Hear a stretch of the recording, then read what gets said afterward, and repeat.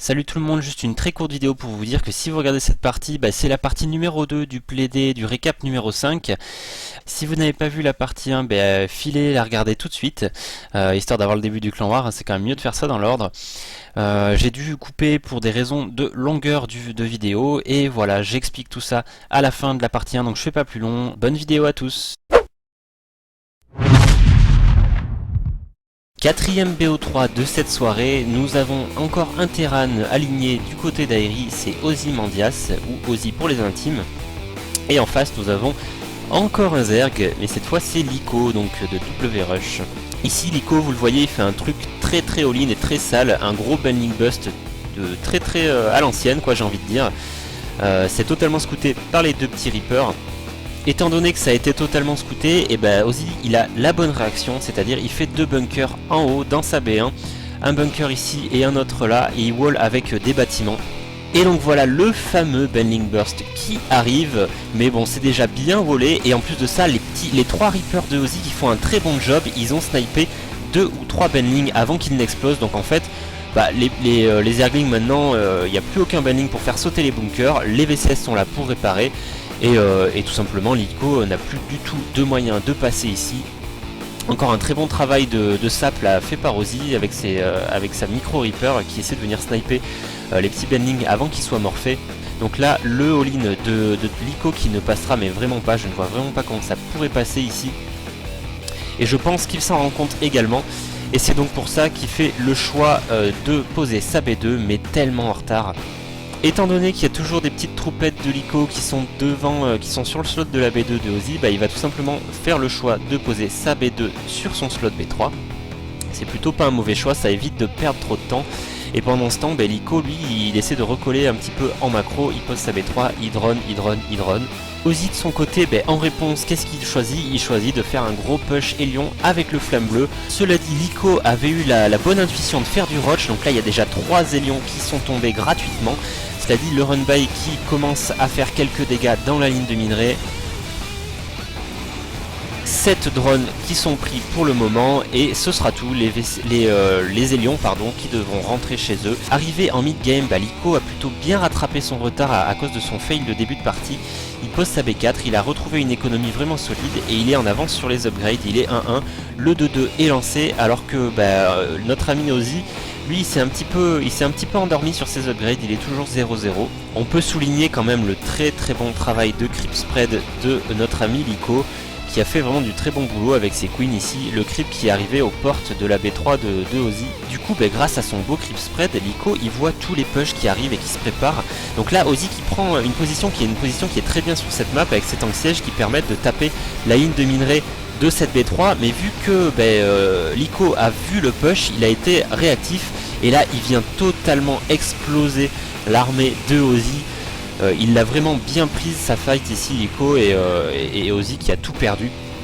Ozzy continue de faire des drops un petit peu à droite à gauche. Ici malheureusement il passe juste au-dessus de 3 queens qui vont lui choper un drop rempli, donc ça c'est vraiment dommage. Le drop qui arrive à se poser, mais c'était encore une fois totalement anticipé par Liko, et donc il aura tout simplement pas eu le temps d'attaquer. Et là Liko il est parti sur quoi? Il est parti sur du Swarmost, donc là ça va être du siège contre siège en quelque sorte, tank siège contre Swarmost. Les petits Roach qui arrivent quand même à se sneaker, dis donc, malgré le beau mur de Ozzy, ils sont arrivés à se sneaker entre les deux extracteurs. Et donc malgré tout ils arrivent à venir être un peu ennuyeux. Bon là ils focus le bunker, c'est pas une bonne idée, ils auraient mieux fait de focus les VCS. Donc au final Ozzy qui s'en sort bien ici. Et les petits Swarmost qui commencent à venir grappiller les dépôts. Cela dit, c'est pas encore trop dramatique pour notre joueur d'Aeri, il y a très peu de Swarmost là pour le moment, et il a largement assez de tanks pour se débarrasser des locustes sans prendre trop de dégâts. Et Ozzy qui continue son beau travail de harass avec ses medivacs. Là il va prendre une queen, il va encore prendre de l'économie, et du coup son adversaire qui en a marre, vous le voyez, il fait 10 spines par base, comme ça c'est réglé. Le terrain ne pourra même plus se poser tout simplement. Liko qui tente une agression sur la B3, mais c'est pas forcément une bonne idée de sa part ici. Il vient un peu s'empaler avec ses Hydra et ses Roach, il prend quelques tanks, mais sans plus. Il a vraiment envie de forcer cette B3 où il y a toutes les défenses de Ozzy, alors qu'en fait il y a ici une B2 qui est totalement ouverte grâce à ces petits roches qui ont ouvert les cailloux. Il y a un seul tank et donc il aurait beaucoup mieux à faire et vraiment une fenêtre d'attaque en venant sur cette B2, mais non, il veut vraiment forcer à cet endroit là et c'est pas une très bonne prise de décision ici du joueur Zerg. Du coup ici Ozzy il en a marre, il dessiège ses tanks, il sait qu'il n'y a pas énormément de locustes et qu'il donc il peut se permettre d'aller au front, d'aller les déloger maintenant qu'il a son 200 pop. Et donc il va au charbon, il va faire un petit scan et là c'est tous les locustes de Liko qui vont sauter. Bon, un petit friendly fire qui a fait mal également à la bioball de Ozzy, mais rien de bien méchant. Et donc notre joueur Terran Dairy, maintenant qu'il sait qu'il n'y a plus de locustes au milieu de la map, il essaie lui à son tour de venir siéger et de venir prendre une position qui lui est favorable près de la base de son adversaire. Un beau positionnement abusif des tanks ici sur cette base qui permettent d'attaquer directement la ligne de minerai avec ces tanks en siège. Donc au total, Ozymandias qui a pris 47 ouvriers dans toute cette partie, donc on peut pas lui enlever qu'il a fait un très beau travail de race. Son adversaire a fait un switch Broodlord totalement vu et totalement anticipé par Ozzy. Du coup il a déjà pas mal de vikings pour s'en débarrasser. Donc là en fait l'opération encore une fois de Liko qui est pas terrible, qui est pas une très bonne fight. Il va donner complètement tous ses Broodlords ici, donc c'est beaucoup d'argent qui sont perdus. Notre joueur Terran décide de reprendre ce positionnement ici au milieu de la map avec ses tanks sièges, c'est un bon positionnement en fait. Ici une prise de fight qui n'est pas encore du tout à l'avantage de Liko. Il était un peu en move click, donc il a pris des shots un peu gratuits. Les tanks derrière qui continuent de faire du dégât de zone. Et là bon la pop qui parle d'elle-même, hein, vraiment petit à petit Liko est en train de se faire distancer par notre joueur d'Aérie. Et Ozzy donc va petit à petit clôturer cette première partie avec un très beau multifront. Ici il vient prendre cette base ici, il fait également du coup un drop sur l'autre base, c'était les deux dernières bases qui minaient. Et ensuite la pauvre armée de Liko qui vient se faire prendre un petit peu sur le retour à la maison là, en sandwich, et qui va tout y perdre. Et donc vous l'avez compris, ça va être le GG qui va être accordé à Ozzy dans cette très belle et très longue première partie. Début de game beaucoup plus standard dans cette deuxième manche. Ici on commence déjà les hostilités, cela dit, avec une pression, avec quelques Zerglings, mais bon il y a les Zélions de Ozzy qui sont ici, donc normalement la pression qui devrait pas faire trop de dégâts, voilà la pression qui va être défendue avec une belle petite micro des Zélions de Ozymandias, donc il n'a rien perdu. Et du coup derrière Ozzy il fait le choix de poser énormément de Rax, là vous le voyez, il y a tout simplement 6 Rax au total qui vont être posés, plus une factory et un spatio. Donc là on se dirige vers une très grosse pression et quelque chose de limite all-in de la part de Ozzy. Et donc voilà Ozzy qui commence à pomper du marine 6/6 et Liko décide enfin de venir scouter, et là il voit qu'il y a beaucoup de Rax, avec des réacteurs, et donc ça fait très peur. Au même moment Liko reste actif avec ses Zerglings, mais malheureusement pour lui les mines vont être vraiment très efficaces. Une mine qui a fait un beau shot ici, elle a pris 14 Zerglings d'un coup, donc c'était vraiment une mine qu'on peut appeler cost effective. Liko retente une fois l'agression, c'est une erreur selon moi, il savait qu'il y avait de la mine, et donc du coup encore une fois il est venu stacker tout son pack de Zerglings et ça a encore fait énormément de dégâts, les mines qui continuent de sauter les unes après les autres. En plus de ça, au même moment, Liko qui se fait deny sa gold. Encore des beaux drops dans la B1 avec un très beau positionnement de mine ici, la mine qui va sauter, qui va tomber, qui va mourir avant d'avoir pu sauter justement. Mais il y en avait deux autres qui ont fait leur taf du coup et qui sont encore plantés dans la base du pauvre Liko. Les quelques marines restants continuent de faire du dégât, ils viennent prendre de l'économie et encore une mine de planter. Donc là le positionnement de mine qui est plutôt bien tout simplement. Tout ce qui va passer, que ce soit par la B1 ou par la B2 pour venir en renfort, va se faire exploser par les mines. Il va perdre ses Medivac et ses troupes sur les mutas, mais il aura fait énormément de dégâts. Au niveau des pertes, le Zerg est largement devant, 5900 de pertes contre 2200 pour notre joueur Terran. Et il continue l'agression, il laissera jamais Liko tranquille. Vous le savez, il a beaucoup de Rax, donc il peut se permettre d'avoir une reprod et une armée, une valeur d'armée toujours très élevée malgré le fait qu'il la perde. Un beau pré-split de Ozzy, la première mine qui va faire quelques shots sur les Zerglings et pas sur les Banlings malheureusement. On aurait préféré que ça tombe sur les Banlings. Mais bon, Ozzy va remonter dans son Medivac et redescendre sur la B3. Du coup, la B3 va tomber. Un très très beau multitask ici de Ozzy qui ne laisse vraiment pas Liko tranquille dans sa petite zone de confort. La base qui malgré tout arrive à tenir avec 14 HP. Donc là, est-ce que Ozzy va nous faire un petit move à l'Airator comme à la partie d'avant pour venir la sniper? Ah non, malheureusement il n'a pas focus la base, du coup la base va bel et bien rester en vie. Mais faut pas oublier qu'il reste toujours des mines qui sont encore là, qui n'ont jamais été déterrées. Et donc du coup, à chaque fois que quelque chose de l'armée de Liko veut passer dans une de ces chocs, à chaque fois il est obligé de se prendre un shot de mine. Donc là ça serait bien pour Liko de venir se débarrasser un petit peu de tout ça. Oh, encore un très très beau shot de mine ici. Donc là cette mine qui a 33 kills quand même mine de rien, et l'autre qui en a 17. Et celle-ci qui en a 14. Donc là les mines qui ont vraiment fait la game, on peut vraiment le dire. Et encore un shot juste avant de mourir, la mine qui remet un dernier petit shot. Et un autre qui suit ici. Donc là les mines encore une fois qui auront été vraiment très très décisives dans cette partie. Ozzy qui continue évidemment ses push constants, hein, c'est ce qu'il a de mieux à faire, il sait qu'il est bien dans cette partie. Son ami Liko qui le poursuit, la mine qui est plantée et la mine qui va encore une fois faire un shot magnifique sur tous les Banlings et sur une bonne partie des mutas. Donc là les shots de mine ils ont été sublimes dans cette partie. Si vous petit viewer vous aimez la mine, et bien vous avez été servi ici. Bon là un petit peu d'oversteam de la part d'Ozymandias, mais c'est pas bien grave, il sait qu'il est vraiment bien. Et donc Liko qui lâche le GG dans cette partie, concédant le 2-0 à notre joueur Terran. Et donc nous voilà à la partie finale de ce clan war, donc le 2v2, qui a été joué traditionnellement par nos deux champions du 2v2, à savoir Irator et Daestra. Et en face pour les W-Rush, ce sera Liko en Zerg avec Stuffer en Terran. Liko ici il a fait quoi? Il a fait un début de partie très très all-in avec un 10 gaz 10 pool, plutôt 10 pool 10 gaz d'ailleurs. Et il envoie ses premiers Zerglings très tôt du coup dans la partie. Il n'a pas encore envoyé son speedling, donc là c'est une erreur, il a laissé de gaz, il l'a tout simplement oublié.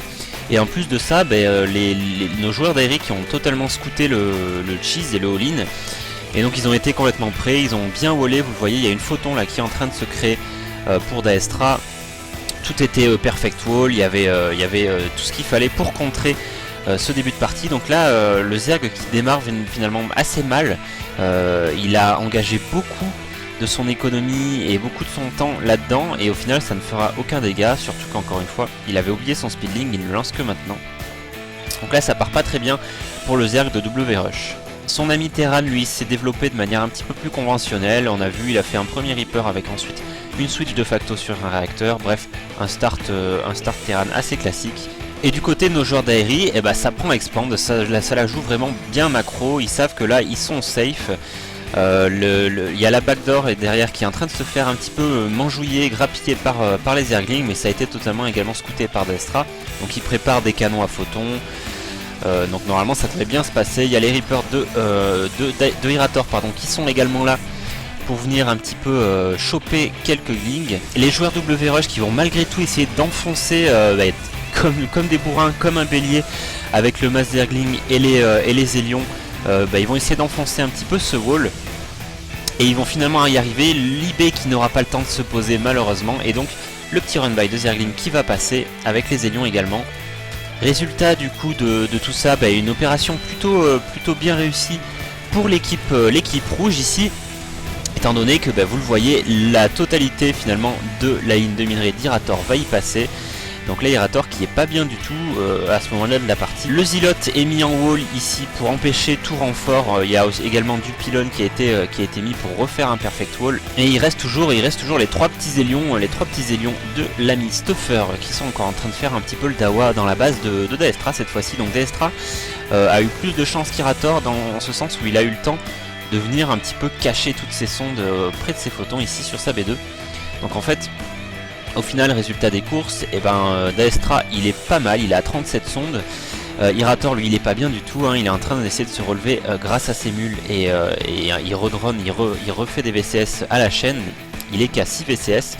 Mais en face, du côté Lyco, encore une fois, il n'y a que 11 ouvriers, étant donné qu'il avait fait quelque chose de très all-in. Mais là maintenant, encore une fois, le dégât qui n'aura pas été suffisant, et le souci qu'ils ont, c'est que Daestra, là, il est en train de faire sa double Stargate, il en a déjà une qui est en train de tourner bien proprement avec des chronoboosts, histoire d'aller plus vite. Quelques Void Ray qui sont sortis, il y a un Void Ray, il y en a un deuxième qui va arriver, et là en face de la part des joueurs rouges, il n'y a aucun anti-air, il y a très peu de marines. Donc là les Void Ray qui ont vraiment le champ libre. Les deux joueurs WRush vont commencer à miner sur des B2 uniquement aux alentours des 11-12 minutes, donc très tardivement. Ici une belle opération Stuffer qui vient s'emparer du Mothership Core de Daestra, donc ça c'est toujours une bonne opération. Et encore une fois, beaucoup d'unités qui ont forcé la backdoor et qui passent. Bon, il y a beaucoup de photons, mais il y a tellement d'unités pour les joueurs de WRush que les photons n'ont pas le temps de tuer l'ensemble des unités. Cela dit, il y a aussi beaucoup d'Hélions ici, donc les Zerglings qui sont un petit peu donnés contre les Hélions. La micro des Zerglings qui n'était pas optimale. Et maintenant, bon, cela dit, Stuffer va encore prendre quelques VCS de Irator, qui décidément aura pris cher dans son économie durant toute cette game. Donc là, Daestra qui est sur B3 et Irator qui est sur B2, saturé contre deux joueurs qui sont à peine sur B2 en fait depuis très peu de temps. Donc là, un sérieux avantage. Malgré les apparences qui porteraient à croire en fait que les Dairi étaient un petit peu sous pression et un peu mis à mal ici, en fait non, pas du tout. Ils arrivaient très bien à tenir à chaque fois ces fameuses pressions, et maintenant il commence à y avoir beaucoup de Void Ray. La base ici qui va tomber très vite avec le pouvoir des Void Ray. Donc ça retarde encore une fois un petit peu plus l'économie du pauvre joueur Zerg ici, qui se retrouve à nouveau sur B1 avec une ligne de minerai qui commence à cruellement être affaiblie. Et donc à partir de ce moment-là, le joueur Stuffer a refait beaucoup de marines, étant donné qu'il a vu que ça partait sur une compo aérienne de la part de Daestra. Il a également beaucoup de mines, donc ça peut être bien. Le joueur Lyco qui commence à faire son switch Hydra, qui est aussi une bonne idée, mais le problème qu'ils ont, c'est qu'ils n'ont pas d'économie. Ils ont vraiment été trop all-in durant tout le début de cette game.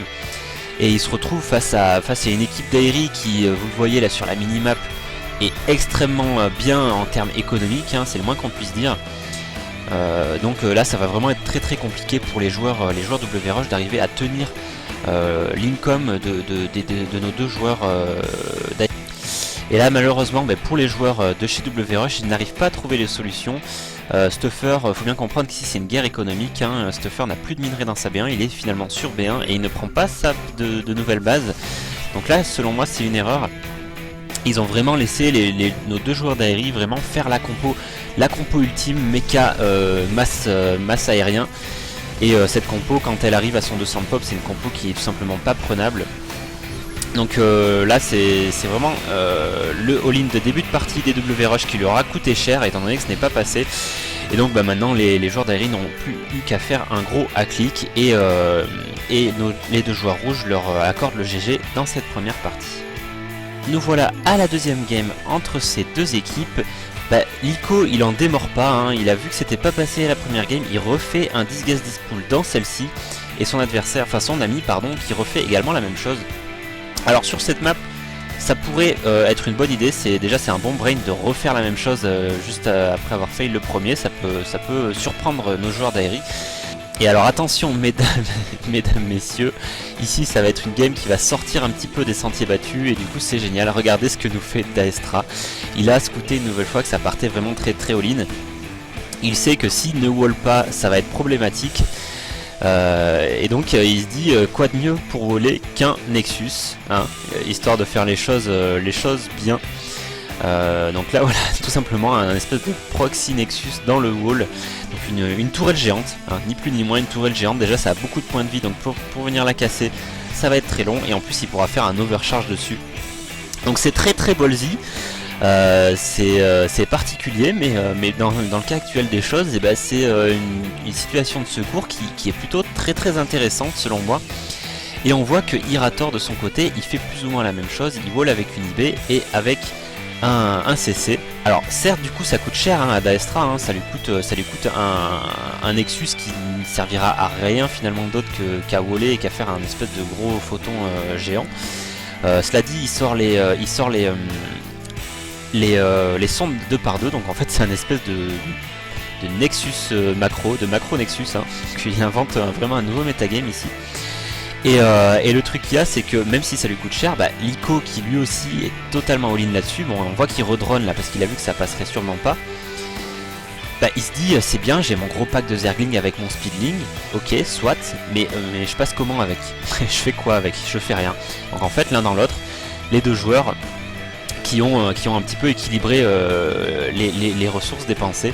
Et Irator qui décide carrément, un peu dans la même idée hein, encore une fois que Daestra, de faire une PF dans le wall. Donc là nos deux joueurs qui sont vraiment dit non vous ne passerez pas, il n'y a pas moyen, on va mettre les meilleures défenses qu'on a à notre disposition dans notre wall, et il n'y aura pas moyen, vous n'êtes pas invités chez nous, vous n'êtes pas les bienvenus. Du coup Lyco fait pas la même erreur que dans la game précédente, ici il prend sa B2 beaucoup plus tôt, hein, un timing qui est plus respectable et plus raisonnable. Et l'avantage de cette map c'est que malgré le fait qu'il se soit enfermé chez lui, Daestra, entre guillemets il s'en fiche un petit peu étant donné que c'est une des maps avec une B2 totalement gratuite à l'intérieur donc de sa première base. Donc en fait il peut se permettre tout simplement de macro de camper chez lui sur deux bases en étant totalement fermé. Donc là voilà la photon overcharge du wall qui est lâchée, du coup un petit peu les troupes qui étaient un petit peu stagnantes devant qui se font chasser. Un Ovi qui va même être prélevé grâce à ce photon overcharge, donc ça là on est en train de voir des trucs qu'on verra jamais. Là c'est vraiment du inédit, du jamais vu que vous êtes en train de voir. Donc Stuffer qui prend également sa B2 d'une façon assez late, contrairement à son mate Lyco qui lui a beaucoup mieux réagi que dans la première game. Il s'est beaucoup plus focalisé sur sa macro. Il est là sur B2 saturé et il est en train de prendre la gold au milieu là. Mais encore une fois ici le problème des joueurs rouges c'est qu'ils ont vraiment besoin de venir embêter les Daeri pour les empêcher d'arriver à leur composition ultime. Et le problème ici c'est qu'ils sont totalement turtle, il n'y a aucun moyen de passer et donc ils auront beaucoup de problèmes. Et ils ont beau être enfermés chez eux, ça n'empêche pas Irator ici de sortir de chez lui avec des très beaux drops, encore un drop qui fait très très mal ici. Du coup ils sont imprenables chez eux. Et en plus de ça, ils ont des moyens de harass ici avec des Void Ray plus le Mokor qui peut faire un recall, plus les drops de Irator. Bon, le drop ici qui est beaucoup moins efficace, qui s'est fait vraiment choper à la descente par les unités de Lyco. Donc ça c'est vraiment très bien joué de la part de Lyco. Ici les joueurs rouges qui cherchent des solutions de harass un peu pour venir embêter nos joueurs d'Aeri. Mais malheureusement ils n'arrivent pas à trouver ces fameuses solutions. En plus ici une prise de faille qui est vraiment très mauvaise pour le joueur Terran W-Rush. Il a vraiment donné une grosse partie de son armée. Il s'est laissé vraiment surprendre, il ne pensait certainement pas qu'il y avait autant d'armées pour nos deux joueurs ici. Et donc du coup le counter push qui va pas se faire attendre et qui va du coup être extrêmement violent. On voit d'ailleurs ici que Irator n'a pas fait son choix mecha habituel, c'est-à-dire gros mecha vraiment très violent. Il a fait du bio-tank, une composition très old school finalement, mais beaucoup plus mobile que le mecha. Et Daestra il est resté sur sa composition bien fumée du Mass Void Ray. Encore une fois une base qui tombe à la vitesse de l'éclair, hein. On s'y fera jamais je crois finalement à ce DPS. Et Stuffer malheureusement n'y s'y fera pas non plus et du coup lâche le GG well played après avoir vu sa base tomber à une vitesse folle. Le joueur Lyco qui tentera malgré tout quelque chose, hein. Ici des fungles qui sont intéressants. Un deuxième fungal là qui va être lâché qui est plutôt pas mal, mais malheureusement après il donne tous ces infests, hein, les infests qui sont un petit peu venus au corps à corps, hein, ils sont venus mettre des coups de tête dans l'armée du Terran, mais les coups de tête contre des tanks c'est jamais bien bon. Donc, le pauvre Stuffer, le pauvre Liko pardon, qui va également tout perdre. Encore une fois un très beau fungle ici, vous l'avez vu sur toute l'armée de Daestra, mais ça ne suffira pas. Ça ne suffira pas et Liko lâchera également le GG, ce qui donne du coup la victoire à notre équipe d'Aerie sur un joli score de 2-0 et la victoire totale finalement du clan War sur un score général assez violent de 5-0. Et donc voilà, donc ce récap numéro 5 est à présent terminé. J'espère encore une fois comme d'habitude que ça vous a plu. Si ça vous a plu, des petits pouces verts, des petits partages de la vidéo, etc. Ça fait toujours plaisir, histoire de soutenir un petit peu le clan d'Aerie qui se donne du mal pour vous préparer des jolies vidéos.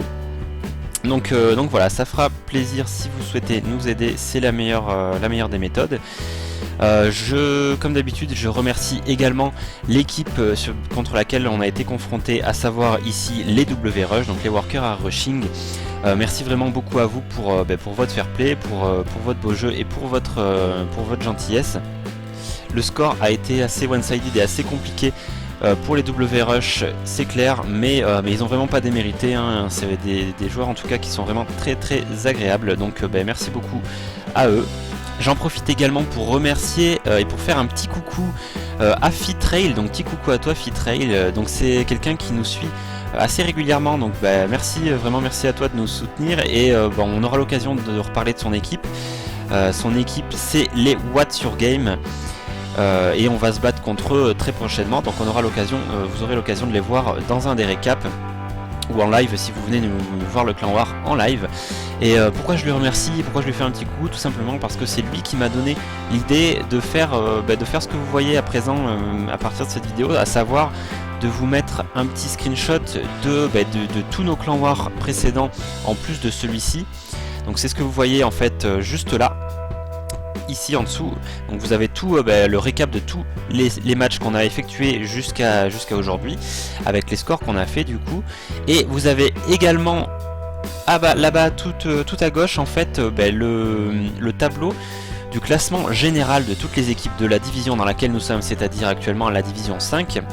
Et donc voilà, à chaque fin de plaider, je ferai un screenshot et vous aurez donc le classement général pour voir un petit peu où se situe chacune des équipes. Là vous pouvez voir que actuellement lors de la fin de ce Play D5 nous sommes du coup deuxième, derrière avec 2 petits points de retard derrière les GDAB qui sont les premiers.